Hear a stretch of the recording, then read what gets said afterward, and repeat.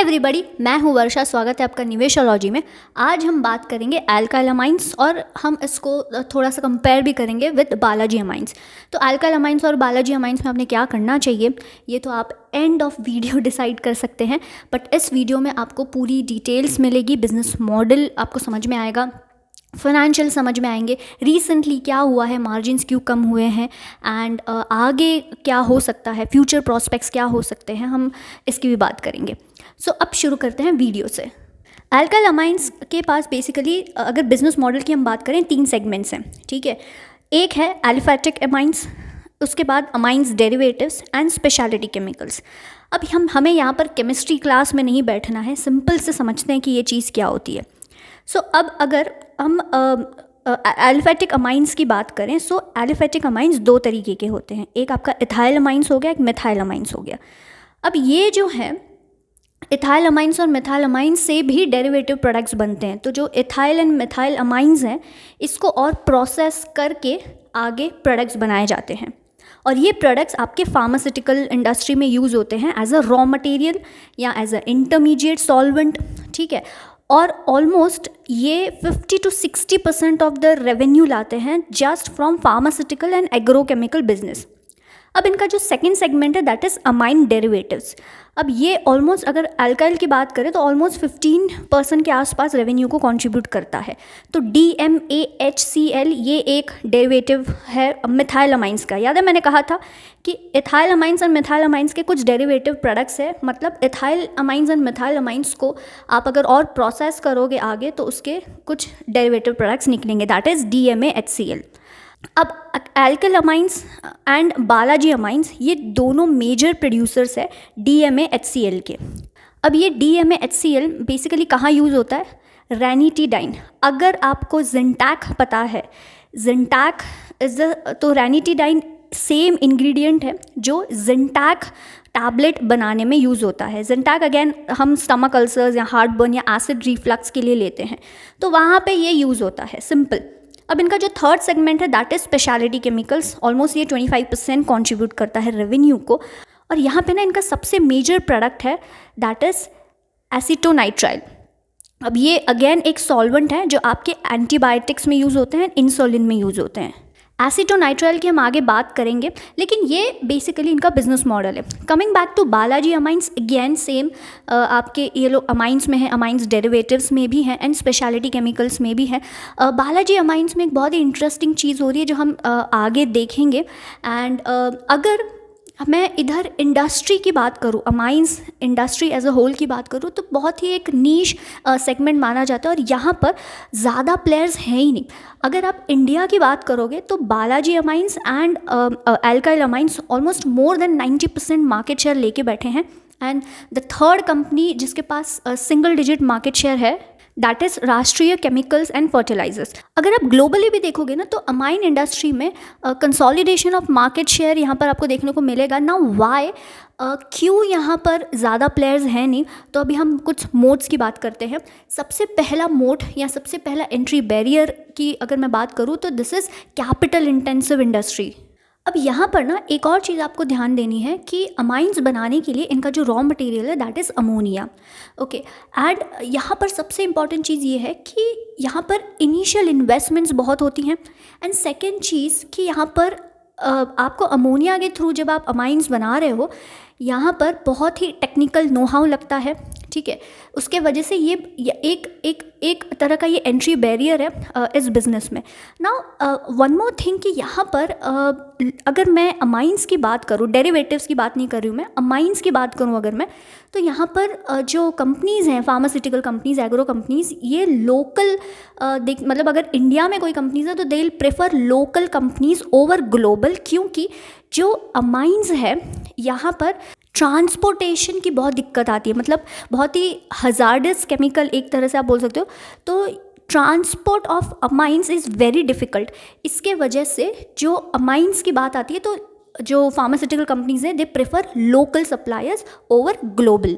Second mode यहाँ पर ये है कि यहाँ पर एनवायरमेंटल क्लियरेंसेस को ही टाइम लग जाता है। सो दिस बीइंग, ये जो केमिकल्स है, this being hazardous in nature, तो यहाँ पर आपको 1.5-2 साल तो एनवायरमेंटल क्लियरेंसेस को ही लग जाएगा। इसके वजह से दिस इज़ अगेन एक एंट्री बैरियर यहाँ पर फॉर्म हो जाता है। यहाँ पर फिर कस्टमर से अप्रूवल आने में भी बहुत टाइम लग जाता है। जैसे इनके कस्टमर्स कौन है, फार्मास्यूटिकल कंपनीज़ हो गई, एग्रोकेमिकल कंपनीज़ हो गई। तो अगर मैं फार्मास्यूटिकल्स की बात करूँ तो अगेन यहाँ पर अगर मैं एज अ न्यू एंट्रेंट आती हूँ अमाइंस बिजनेस में, तो कोई भी फार्मास्यूटिकल कंपनी क्यों मुझे अपना कॉन्ट्रैक्ट देगी, राइट। यहाँ पर पहले तो वो देखेगी मेरा प्रोडक्ट कैसा है, क्वालिटी मैटर करती है, मैन्युफैक्चरिंग प्रोसेस बहुत मैटर करता है। तो जब ऑलरेडी अल्काइल अमाइंस एंड बालाजी अमाइंस हैं, तो why any pharmaceutical company will approach me या गिव मी अ कॉन्ट्रैक्ट? क्योंकि यहाँ पर एज सच, अनलेस कि मैं बहुत ही प्रोडक्ट डिफ्रेंसिएशन दे रही हूँ, बहुत ही प्राइस डिफ्रेंसिएशन दे रही हूँ, तब बात अलग हो जाती है। लेकिन एज सच इधर ऐसा है नहीं। Alkyl Amines and Balaji amines दोनों ने ये पूरा मार्केट शेयर लेके बैठे हैं। सो यहाँ पर स्विचिंग कॉस्ट जो है, मतलब कस्टमर आसानी से कोई नए एंट्रेंट के पास नहीं जाएगा, क्योंकि यहाँ पर क्वालिटी और मैन्युफैक्चरिंग प्रोसेस बहुत बहुत इंपॉर्टेंट होते हैं। अब हम इनके एक एसीटोनाइट्राइल, जो बहुत ही एक इम्पॉर्टेंट सक्सेस है फॉर अल्काइल रीसेंट ईयर्स में, हम उसकी बात करते हैं। सो अगर आप एसीटोनाइट्राइल देखोगे, आपके रबर केमिकल्स या प्रोडक्शन ऑफ पीयू फोम्स या फ्यूल एडिटिव्स यहाँ पर यूज़ होता है। अब जो कॉमन रूट है जो एसीटोनाइट्राइल को बनाने के लिए, ये बेसिकली बाय प्रोडक्ट है एक्रिलोनाइट्राइल का। अब नॉर्मली एक्रिलोनाइट्राइल से एसीटोनाइट्राइल बनता है, सिंपल। लेकिन ये जो कंपनी है, इन्होंने acetic acid and ammonia as a key raw material use करके एसीटोनाइट्राइल बनाया, ठीक है। एक तरह से आप इतना समझो कि इन्होंने एक यूनिक सिंथेटिक रूट फॉलो किया। अब ये 2012 में इन्होंने लाया था, लेकिन तब इतना प्रोडक्ट इमीडिएटली टुक ऑफ नहीं हुआ। लेकिन अब इससे आपको समझेगा मार्जिन्स में क्या हुआ था, इसको ध्यान से सुनिए। लेकिन क्या हुआ, ऑटोमोबाइल में क्योंकि there was decline in automobile production, और उसके वजह से जो एसीटोनाइट्राइल है, जो हमने ACN जो नॉर्मल रूट की बात की थी, उसका भी प्रोडक्शन कम हो गया। एंड इसके वजह से सिग्निफिकेंट डिमांड सप्लाई मिसमैच हुआ। इसके वजह से जो इनका अल्काइल का एसीटोनाइट्राइल जो प्रोडक्ट था, जो ये लोग अलग यूनिक वे से बनाते थे, उसको वो एकदम टुक ऑफ हो गया एंड प्राइजेस भी बढ़ गए डिमांड सप्लाई मिसमैच की वजह से। तो अगर प्राइस देखोगे आप एसीटोनाइट्राइल का, डबल से भी ज़्यादा हो गया था इन लास्ट 2 ईयर्स। और अल्काइल एसीटोनाइट्राइल की कैपेसिटीज़ भी काफ़ी बढ़ा रही थी। तो एसीटोनाइट्राइल इनको काफ़ी ग्रोथ दिया, और उसके वजह से आप देखोगे मार्जिन्स इनके काफ़ी अच्छे थे। लेकिन अब मार्जिन्स कम हुए हैं, हम इसकी बात करेंगे। और फिर क्योंकि ऑटोमोबाइल प्रोडक्शन ग्रेजुअली इंक्रीज़ हुआ एंड देन वहाँ पर रिवर्सल्स आ गए, और इसके वजह से आप देख रहे हो कि मार्जिन्स आपको ठीक ठाक दिख रहे हैं अभी अल्काइल के। इवन बालाजी में भी देखोगे आप, compare to last quarters margins कम हुए हैं, ये भी एक रीज़न है। और रॉ मटेरियल की जो हर कंपनी में आप देख रहे हो, रॉ मटेरियल प्राइसेस की वजह से बढ़ गए हैं, pressures, raw material prices pressures की वजह से काफ़ी मार्जिन्स में अफेक्ट हुआ है बहुत सारी कंपनीज़ को। अब अगर हम बालाजी अमाइंस पे थोड़ा नज़र डालें, अगेन ये लोग अमाइंस बनाते हैं, एलिफेटिक अमाइंस जो हमने अल्काइल में भी देखा था। अमाइंस डेरिवेटिव्स भी बनाते हैं and speciality and other chemicals भी बनाते हैं। तो आपको इनका प्रोडक्ट पोर्टफोलियो दिख रहा होगा, आपको क्लाइंट्स भी दिख रहे होंगे, अमाइंस में कौन से क्लाइंट्स हैं, या अमाइंस डेरिवेटिव्स में and speciality and other chemicals में कौन से इनके क्लाइंट हैं। तो अगेन मोड्स तो इंडस्ट्री वाइज सेम ही है, मोड्स की हमने ऑलरेडी बात कर ली है। अब हम कुछ रीसेंट डेवलपमेंट्स देखते हैं, और क्वार्टरली रिजल्ट्स क्यों इतने ख़राब आए थे, हम उसकी भी बात करते हैं। अगर आप क्वार्टरली रिजल्ट्स देखोगे, सो यहाँ पर अगर वॉल्यूम की मैं बात करूँ तो वॉल्यूम फ्लैटिश था, एंड ग्रॉस मार्जिन भी अगर आप देखोगे बहुत गिरा, क्योंकि अगेन रॉ मटेरियल प्राइसेस जो थे जैसे इनके रॉ मटेरियल अगर आप देखोगे, that is acetic acid, methanol and ammonia. तो यहाँ पर इन रॉ मटेरियल प्राइसेस में प्रेशर होने की वजह से इनको मार्जिन्स में काफ़ी दिक्कत हुई। लेकिन अभी रॉ मटेरियल प्राइसेस थोड़े स्टेबलाइज हो रहे हैं, तो मार्जिन्स आगे जाके, इसको थोड़ा टाइम लगेगा, बट मार्जिन्स आगे जाके थोड़े ठीक ठाक हो सकते हैं, but this gonna take time. अब अगर हम केपेक्स देखें कंपनी का, तो FY 23-24 का ऑलमोस्ट 4 बिलियन का केपेक्स की बात चल रही है, और इन्होंने यहाँ पे एसीटोनाइट्राइल का एक्सपेंशन किया था, जो अभी अच्छे से ग्रेजुअली रैम्प अप हो रहा है। यहाँ पर कंपनी बेसिकली 24 तक अगर आप देखोगे तो 2000 करोड़ का रेवेन्यू टारगेट कंपनी का है। मुझे ऐसा लगता है कि they reach there, and margins धीरे धीरे ठीक ठाक होंगे, but do not expect margins की 30-31% रहेंगे। वो तो एसीटोनाइट्राइल के वजह से मार्जिन्स एकदम शूट अप हुए थे। मुझे ऐसा लगता है 22-23 के आसपास इनके मार्जिन्स होने चाहिए। तो जो मार्जिन्स की बात चल रही थी कि मार्जिन्स गिरे हैं, उसका रीज़न हमने देख लिया कि तब एसीटोनाइट्राइल की वजह से काफ़ी मार्जिन्स शूट अप हुए थे। अब वो कंडीशन नहीं रही, या वैसा कुछ नहीं रहा, सिचुएशन नहीं रही, तो अब मार्जिन्स आपको गिरते हुए नज़र आ रहे हैं। एक ये चीज़ हो गई। सेकंड, रॉ मटेरियल प्राइसेस बहुत बढ़ गए हैं, उसके वजह से भी मार्जिन्स नीचे गए हैं। Same goes with Balaji amines also. Balaji amines की भी आप मार्जिन्स देखोगे तो अगेन सेम थिंग। लेकिन अगर आप बालाजी अमाइंस का देखोगे तो परफॉर्मेंस अच्छा था। इसका रीज़न ये है, हालांकि इनके भी एबिटा मार्जिन्स गिरे हैं, ओके, लेकिन इनका जो स्पेशलिटी केमिकल वाला सेगमेंट है वहाँ पर इनको काफ़ी अच्छी ग्रोथ मिली। इसके वजह से आप देखोगे कि इनके रेवेन्यूज़, इनका परफॉर्मेंस जो था अच्छा परफॉर्मेंस था। एंड ऑफकोर्स एबिट मार्जिन्स यहाँ पर भी काफ़ी गिरे because of again raw material price inflation, जो हमने बात की थी अमोनिया प्राइसेस की। इनका जो स्पेशलिटी केमिकल का सेगमेंट है वहाँ पर रेवेन्यू काफ़ी बड़ा है, एंड क्योंकि हायर रियलाइजेशंस की वजह से, और इन्होंने हाईएस्ट एबिट मार्जिन्स वहाँ पर लाए हैं। इसके वजह से ओवरऑल बालाजी अमाइंस का काफ़ी अच्छा परफॉर्मेंस रहा है।